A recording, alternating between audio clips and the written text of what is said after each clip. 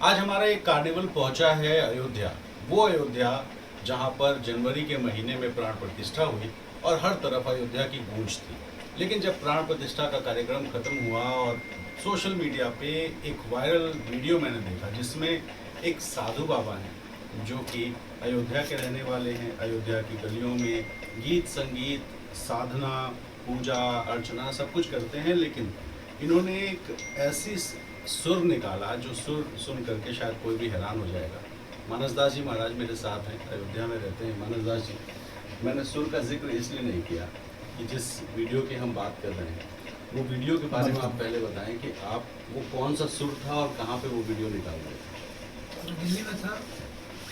अजान जो है जो लोग करते हैं उसमें सुर नहीं होने के कारण कानों को चुभती है वो जो अजान करते हैं, तो इसी कारण से मैंने उसे भैरवी में गाया था। अजान को राग भैरवी में? हाँ, भैरवी में। पहले जरा सुना दीजिए कैसे गाया था, फिर मैं इस पर विस्तार से बात करता हूँ।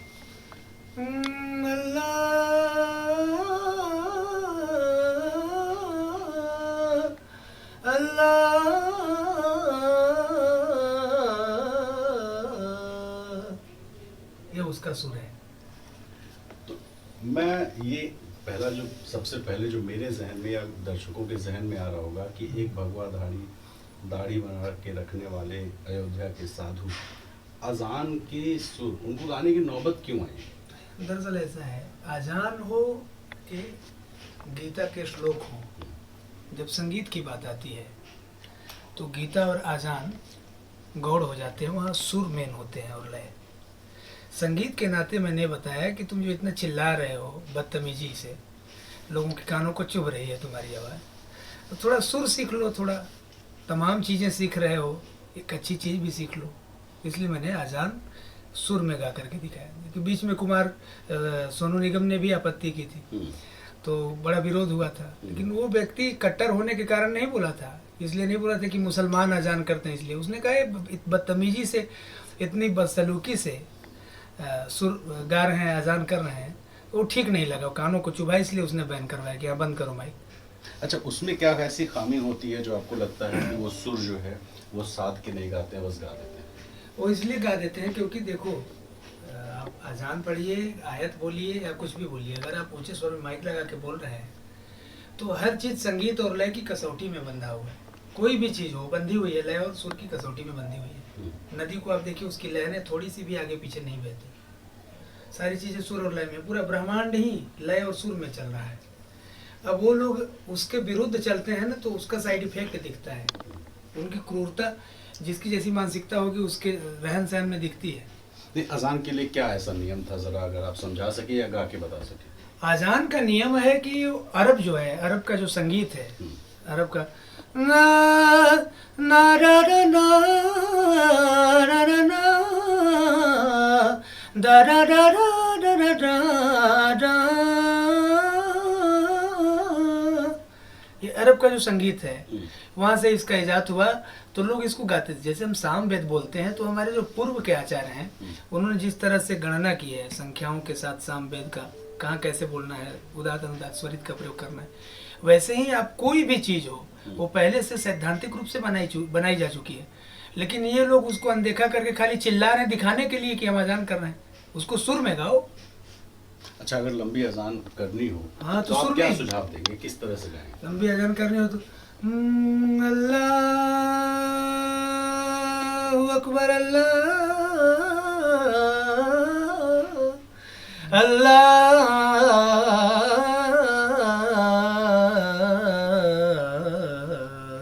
इस तरह से आरोह और अवरोह दोनों का क्रम ठीक होना चाहिए।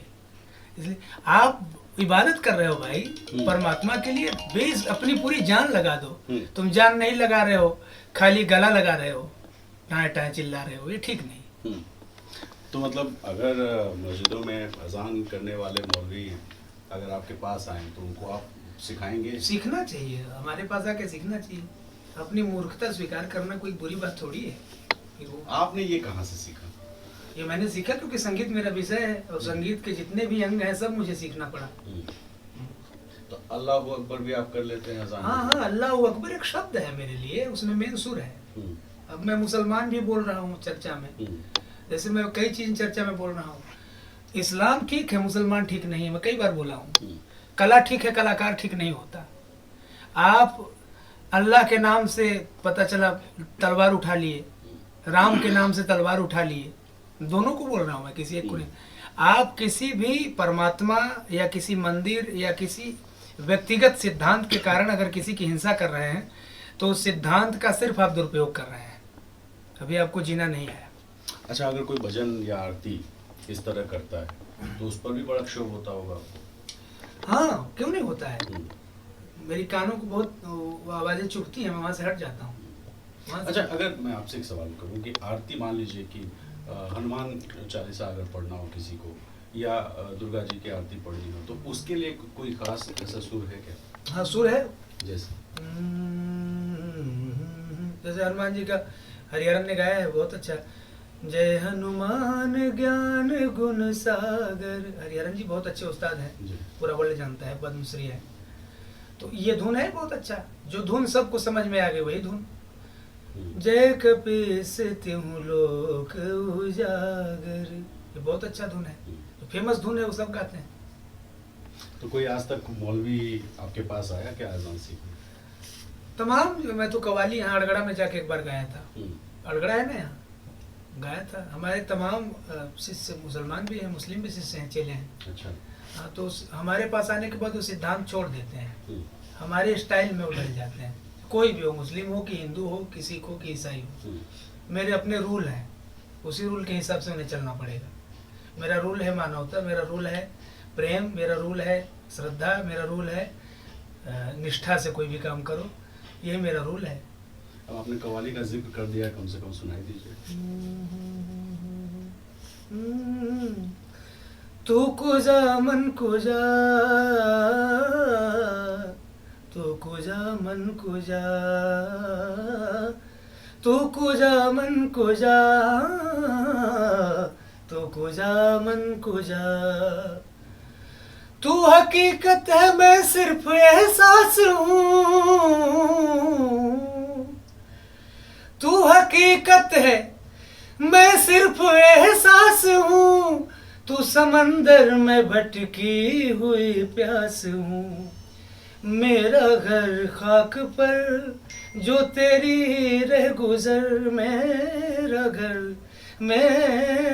घर खाक पर जो तेरी रह गुजर। ला ला ला ला ला ला, तू कुजा मन कुजा, तू कुजा मन कुजा।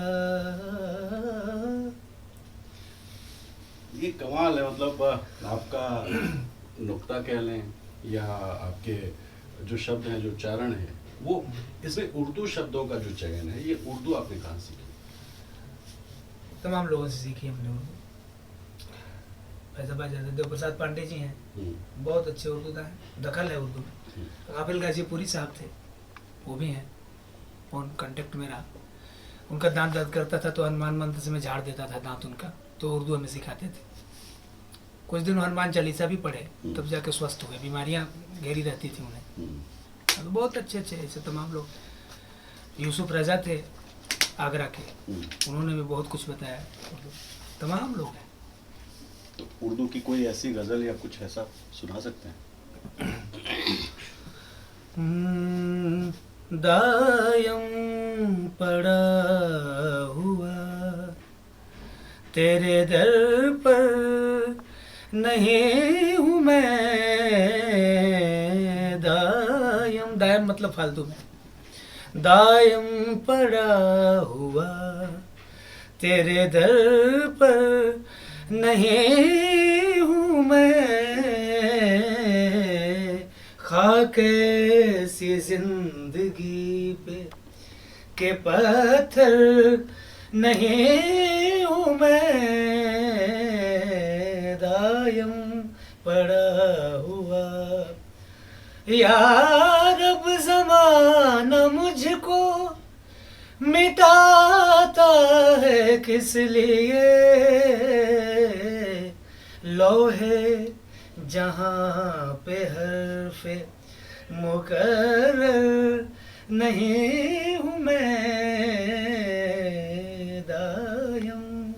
पड़ा हुआ। बहुत शुक्रिया मानसदास जी महाराज।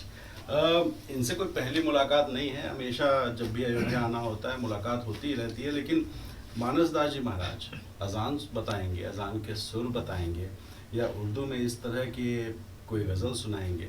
शायद इससे मैं भी अभी अनभिज्ञ था, लेकिन अब महाराज जी का एक सुझाव है कि जिसको अजान गानी हो एक बार अयोध्या आ जाएं, मिल लें, अजान के सुर सीख लें, और कम से कम सुबह जब भोर फूटती है तब जो आवाज़ कानों में गूंजती है, कम से कम वो सुरीली हो तो शायद दिन अच्छा हो जाएगा। इस तरह का सुझाव मानसदास जी महाराज का है, लेकिन हमारी जो यात्रा है वो चलती रहेगी। फिलहाल अयोध्या से इजाज़त दीजिए मुझे और मेरे सहयोगी राजेश गुप्ता को, जो कि फ़िलहाल चुनाव यात्रा पर निकले हुए हैं, और इस तरह से कुछ समाज के ऐसे लोग जो कि कुछ अलग कर रहे हैं या कुछ अलग संदेश दे रहे हैं, उनसे मिलने और मिलाने की आपको एक कोशिश हमारी चलती रहेगी। फिलहाल बहुत बहुत शुक्रिया।